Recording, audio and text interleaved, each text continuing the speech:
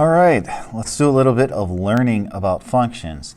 So previously, we learned about relations, all right? And a relation is a set of ordered pairs that you find on like a table or in a graph or in a mapping, something that works with that. So we're going to talk about functions and how those are a subset of relations, all right? I was going to say they were like relations, but they are relations, but they're a special subset of relations, and they have some special criteria to them that, that not all relations do. So we're going to learn about that today, and yeah, let's get going. All right, so first thing is, we use the words a lot when we talk about functions. We're going to use the words input and output a lot, all right? So input, output, all right? So it's a relationship between input and output, and then in a function, here is the deciding factor that makes it different from just any normal relation. And that is that every function, for each input, there is only one output, all right? So I can have the same number as an output as long as it's for different inputs. You can have that, but you can't use the same input and get two different results. You can only get one. You can only get one output. And we'll kind of look at that and see where that is. So what that translates to is when you look at this right here, where they show the domain, there's only one value for each of the domain numbers that it goes to. Like -3 isn't going to more than one thing. It's just going over to 5, right?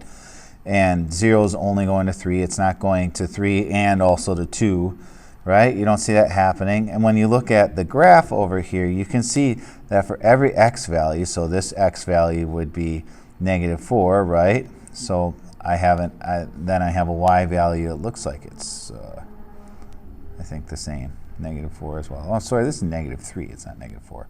My y value is -4, right? And then as you go, there is only one y value for every x value, okay? And you'll see an example where it wouldn't look like that is if you had something that's like this, right? So for an x value right here, I could get this as a y value, but I could also get that as a y value. So that's a case of not a function. All right? So determine whether each relation is a function. We're going to look at this through mapping, and we're going to look at this through a table, and then just through ordered pairs. All right? So the first one, letter A, domain and the range. If you look at -2 only goes to one value, 0 only goes to one value, 3 only goes to one value, and while 3 and 0 both go to the same value,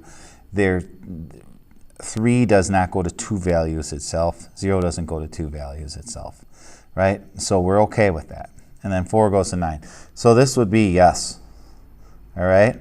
And then for explaining, most of the time I'm not going to make you necessarily write anything down, but the way you would say that is, you know, for each value in the domain, which is your x, right,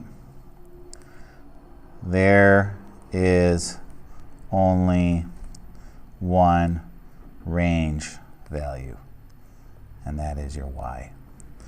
Okay, let's look at B. So domain, and if you look at the domain here, we've got 1 goes to 4, 3 goes to 2, 5 goes to 4, so we're okay so far because the domain is your x, range is your y. But then look at this, we got this. Well, we already have the 1 right over here, and that 1 goes to a 4, this one goes to a -4. So it's two different values for the same x. That's a no-no. So that's nope. And then your explanation would basically be the opposite for this, you know, and you would say, you know, domain of 1 yields 2 values, and that's not cool. We don't want that. All right, C, if you look at C, you'll see here that 2 maps to 1 here, but then over here it maps to -2.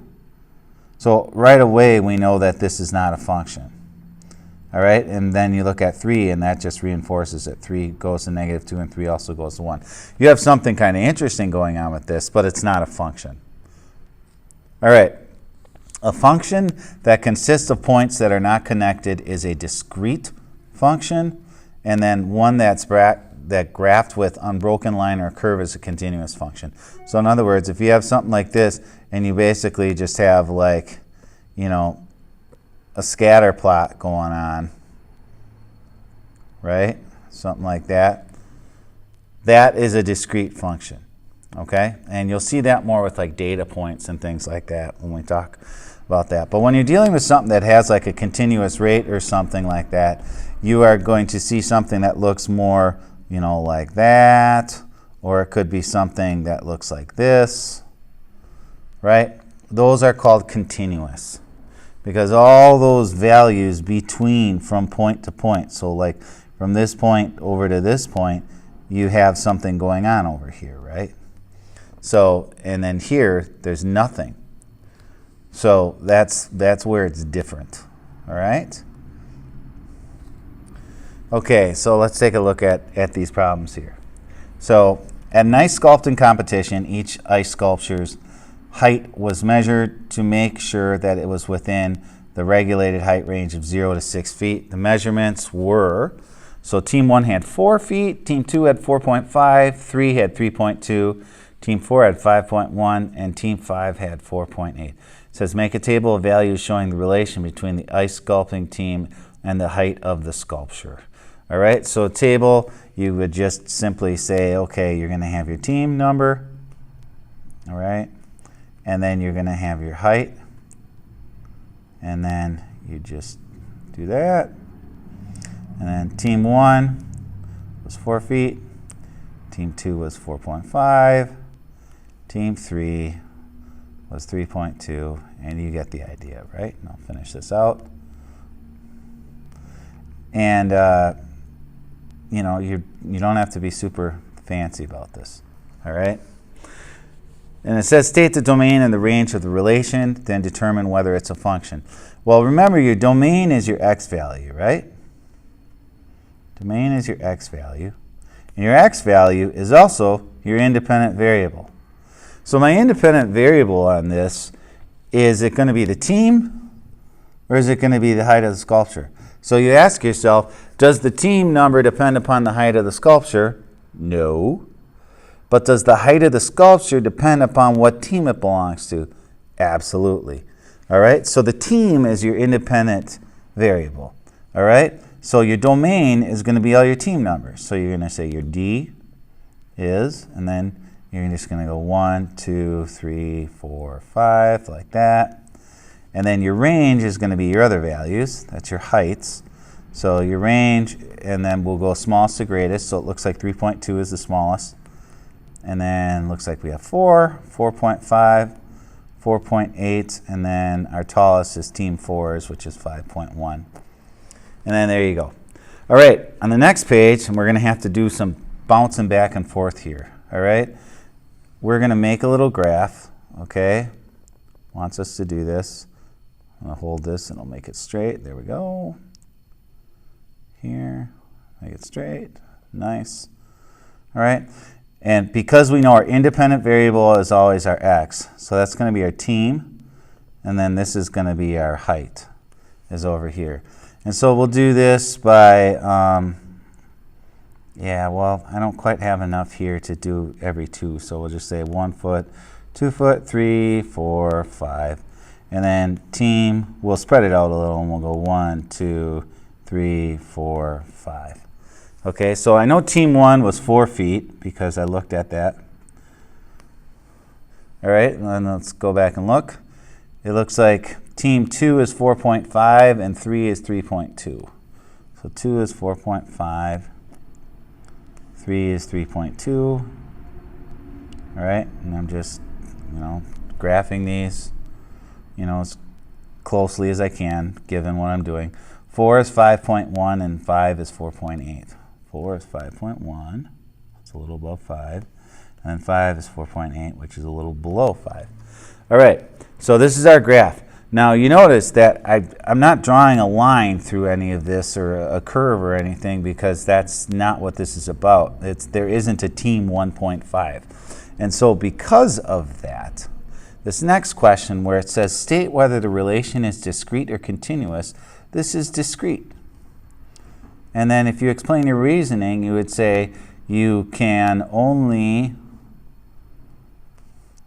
have a whole number for a team number. All right? So you can't have team like 1.3876, which if there were lines connecting it, you conceivably could have that. All right? And that's not how this works. So if we look back at everything we just did, right? Make your table. You figure out your domain and your range, draw your graph, and then you just analyze whether or not it's discrete or continuous, all right? So a lot of words and a little bit of work, but not difficult. All right, now there's this cool thing you can do called the vertical line test to see if a graph represents a function. So what it says is if the vertical line intersects the graph more than once. Now remember, vertical is straight up and down, right? So you're making a line that's, straight up and down. And if it intersects the graph more than once when the line looks like that, okay, then the graph is not a function. Otherwise, the relation is a function.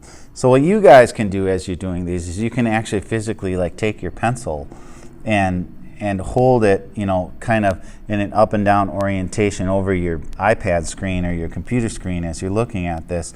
And if you look at the first one, right, so I can't really show this, but this would be like a straight line going up and down. It would only hit one point over here. And if you move it, it would only hit one point. If you move it, it would only hit one point. You're keeping it up and down. So this one, it passes the vertical line test. It never goes through the graph more than once. So this one would be, yes, it's a function. This one right here, though, the second one, look at this.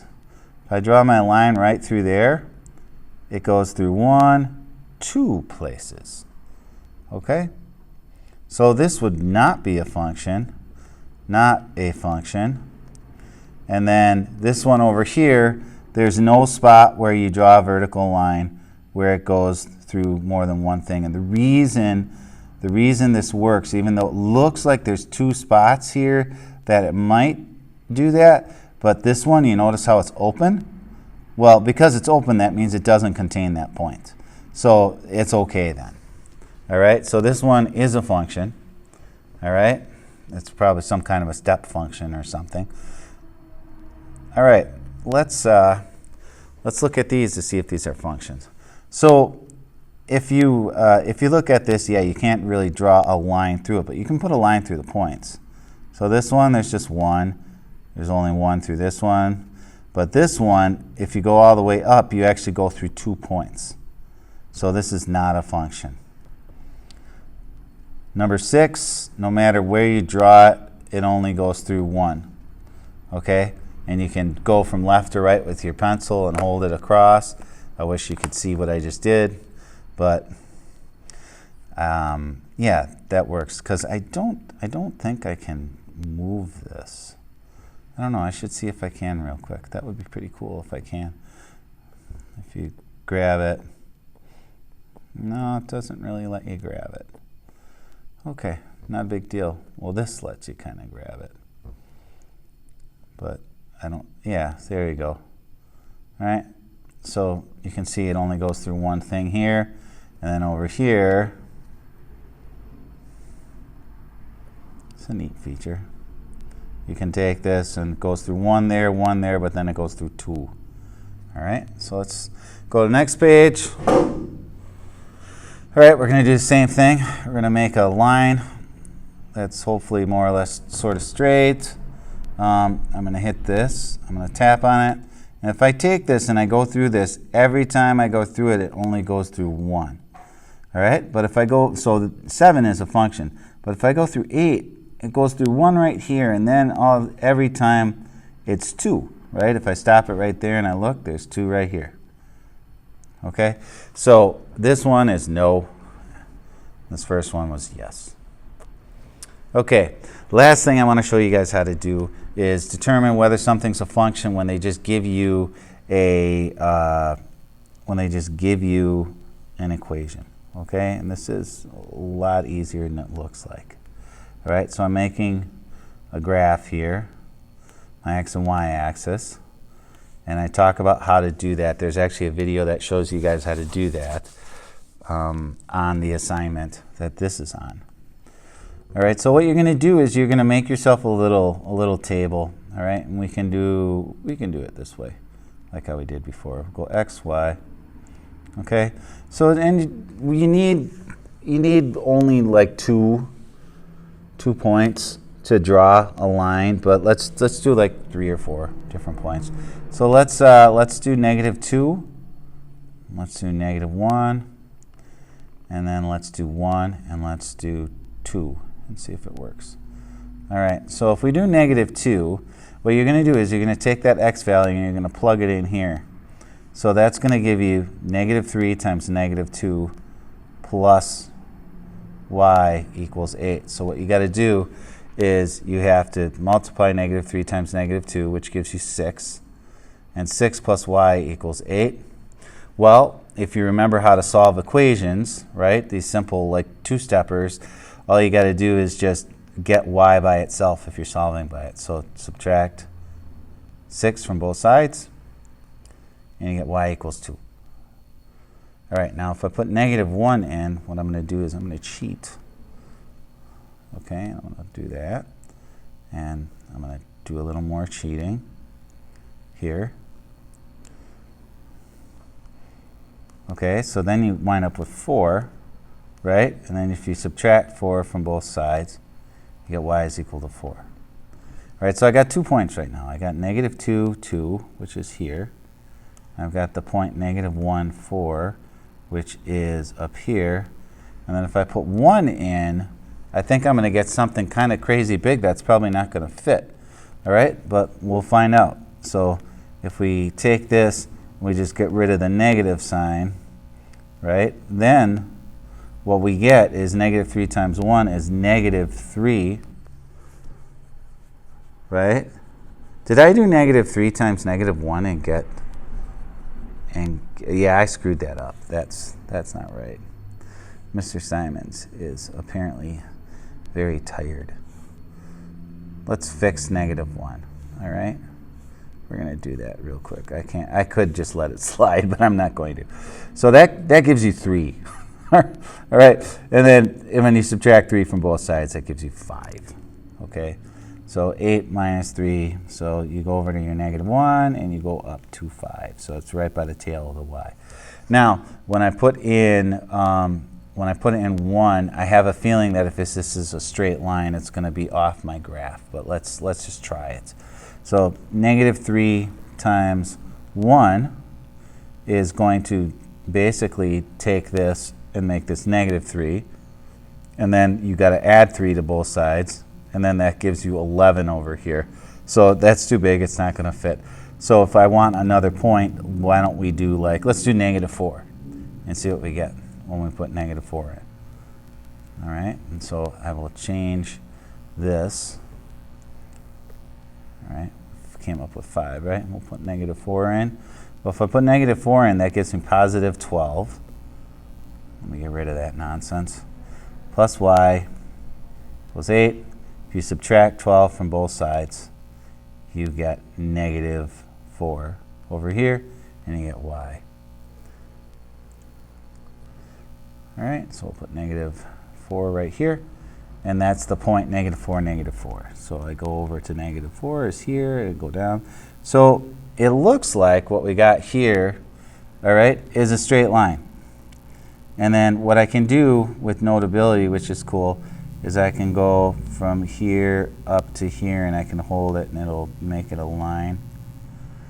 And so if I take another straight line here, and I go like this, okay, and then I use this, and I move this, and I do my vertical line test, it only ever goes through one thing at a time. All right, it never goes through more than one at a time. So I'm okay. So is this a function? Yes, this is a function. All right, a little bit of work to come to that answer, but it is a function. And at that point, we are all good to go, and you guys should have everything you need to do the first part of the homework. And then in the next lesson, we will learn about, we'll go more into depth into what we just did here with like plugging numbers into functions and figuring things out. So there you go, guys. Thanks for sticking with me.